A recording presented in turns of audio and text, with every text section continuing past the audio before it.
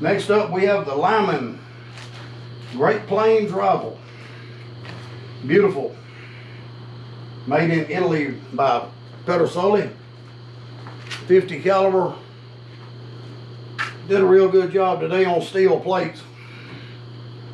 Again, we use our non-marring hammer. We'll tap those wedges out like that. Sometimes you can pull them by hand. I have a tool made by Thompson Center for that, where if you have room, if you have a thin screwdriver blade, and if you don't own this set, I'd suggest everybody get one. The Wheeler Gunsmithing Screwdriver Set. I've heard people complain or read comments that these bits were soft. Well, they're made soft for a reason. You would rather mess up a $1 bit for a screwdriver than ruin a screw on a very expensive rifle. Now, we'll see if we can get that one to come through there just a little more.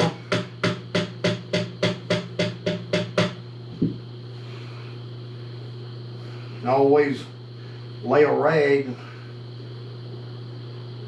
over your rifle to protect it when you're prying on it. Work that wedge up out of there. Well,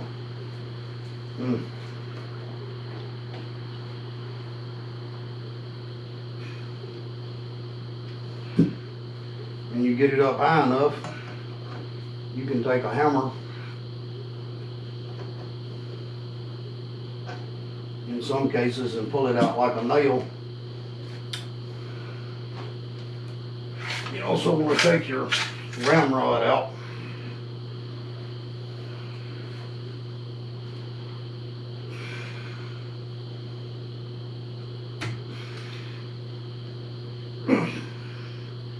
That one is in there pretty tight.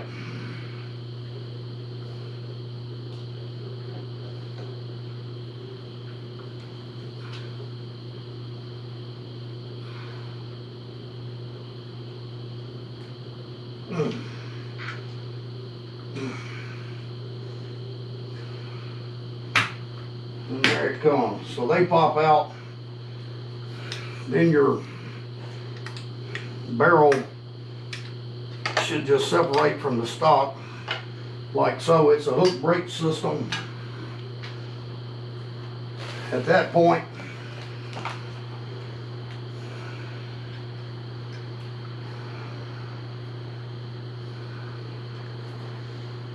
if you have the proper wrench, and these are too small, you can take your nipple out. You're going to clean it from the front. Alright, it took a little digging, but we found the proper nipple wrench to fit this. I hope it will come off without too much persuasion.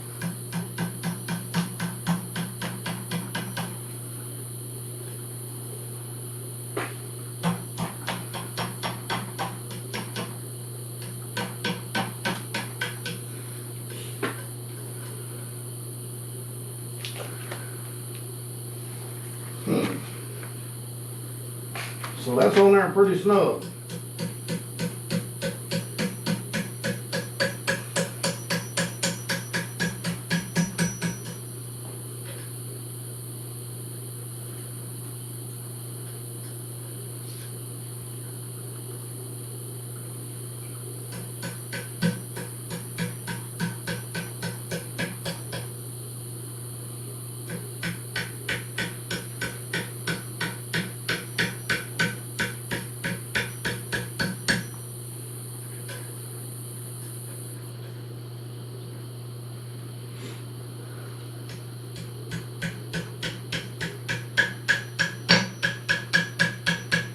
I don't know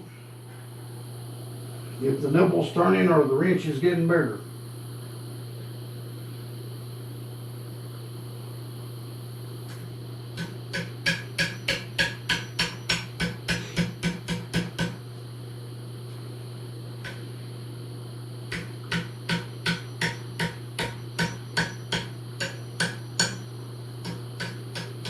It seemed to finally get a little easier.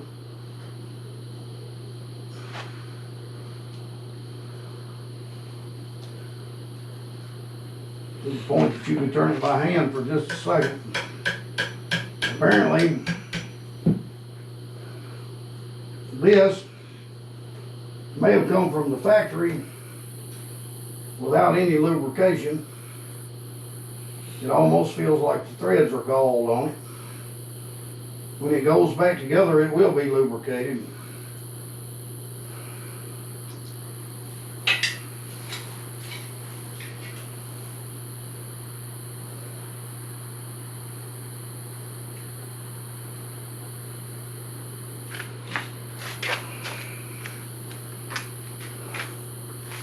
And if there is any lubricant on that, it is very little.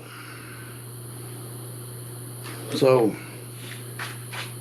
we'll give it a little quick cleaning.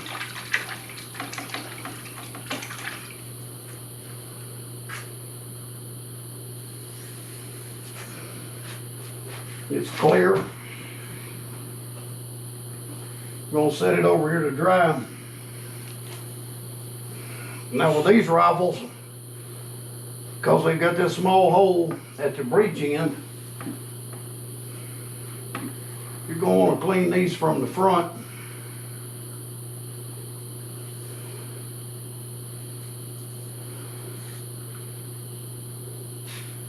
I like to start with just a brush. We'll get that brush started in there. I'm going to scoop a little water and soap on it by hand. And as you scrub, if you can maintain your grip,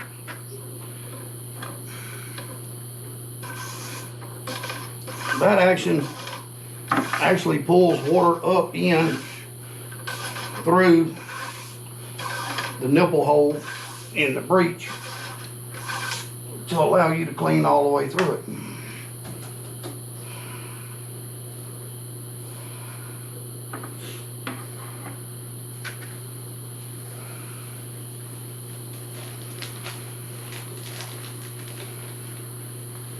Now this is fresh black powder. It's not been setting up. So it's a lot easier to clean than if you let this rifle sit for a week or so.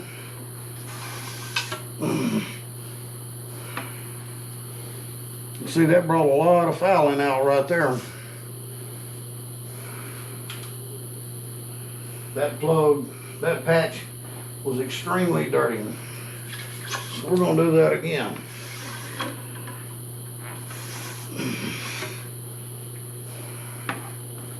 That one is a little cleaner. Who'd have thought it?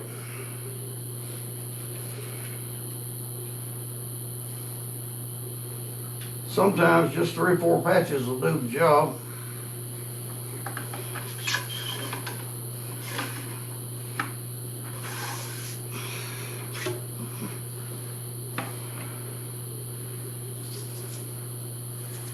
It's getting better every time.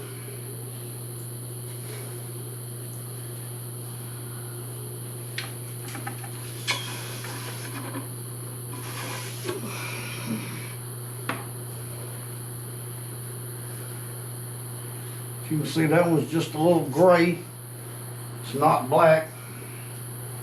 When we get to that point, it's usually when I'm going to take it out of the bucket, let that water run out of the nipple hole.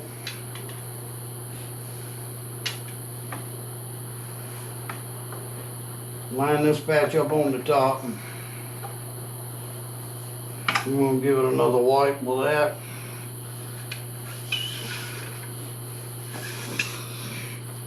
You can even feel it getting easier. This patch has just a little discoloration on it. So at that point, I'm gonna let that barrel dry here for just a few minutes. And when we get it dried out, we'll look at lubrication and reassembly, paying careful attention to this nipple to make sure that we've got some grease on it. That can cause a major problem if that galls up and you break it trying to get it out. Unless you're real good with a drill, easy outs and a tap set, you're gonna have a problem that's gonna need to go to a pro machine shop, pro gunsmith, whatever. The water in this bucket is it started out at about 140 degrees. So this barrel is basically dry on the outside right now, and the inside, that water's going to evaporate from there in a very short time. If you turn it up like this, you'll notice nothing runs out of the nipple hole. So it is almost ready to go. It's wiped down. The only other thing that may need some attention is right here in the lock work.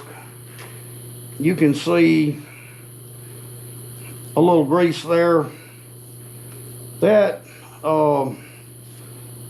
most likely was applied at the factory just to preserve it for the metal.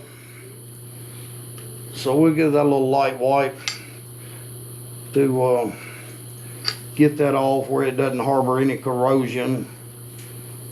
Wipe the stock down a little with this rag that's got mostly boar butter on it. Give that a nice little shine.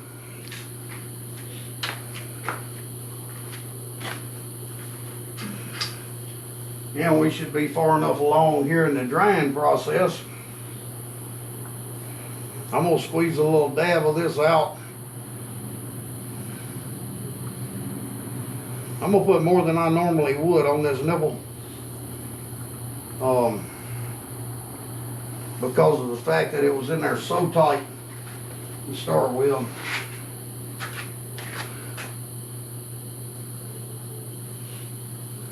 I'm gonna rub it this way where a little bit of it goes down in the threads, and see if I can get it started without dropping it back in that bucket of water again.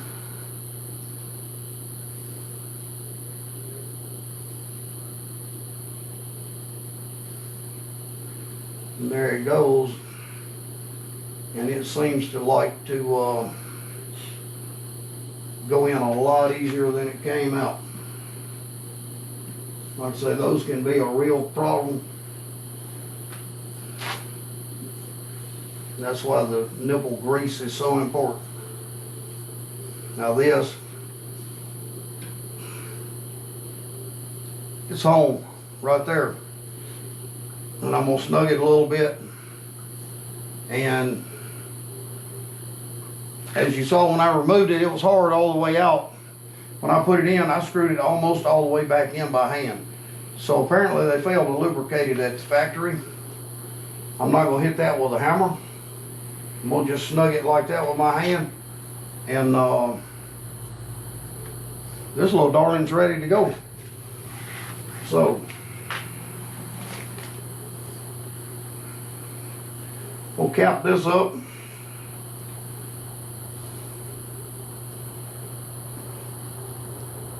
If you spill any of this, get it on your clothing. It goes a long way. There's probably enough in this little tube to do the whole parking lot at Walmart.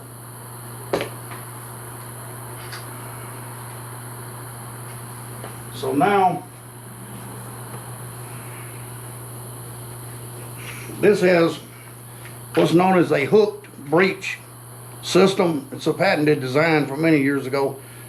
You've got this little claw that fits right in here. And then it just drops down into the wood, and your wedges push back in from the side. I said earlier, these wedges are very tight.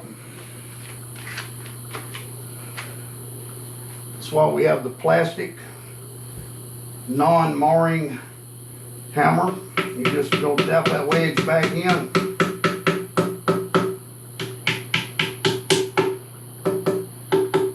I have another rifle that sometimes when you shoot it, one of the wedges will fall out. It's nice when it's time to clean it, but I prefer this a lot better. I feel confident in it. This rifle also has a double set trigger. You can fire it just by pulling the front trigger, and it's not that bad. It's as good as a regular trigger on some guns, or you can set it by pulling the back trigger first and a very light touch, and that hammers down. That leads to a lot better accuracy, and overall I'm gonna give this one an A. I really like it. We shot it today and we were all able to swing some steel targets with it, and it's just got a classic beautiful look to it. Hope y'all enjoyed watching. We'll have some more next week. I've done about all I can for today. This old man's tired. I'm giving up for the night. Y'all hit that like button, subscribe to us. We're trying to get to 100. I see people every day talking about we're trying to get to 500,000 subscribers. I'd be happy to get to 100. If you like what you see, subscribe. If you have any questions or suggestions, if you think I'm wrong about something, go to the comments, let me know. I'd love to hear from you.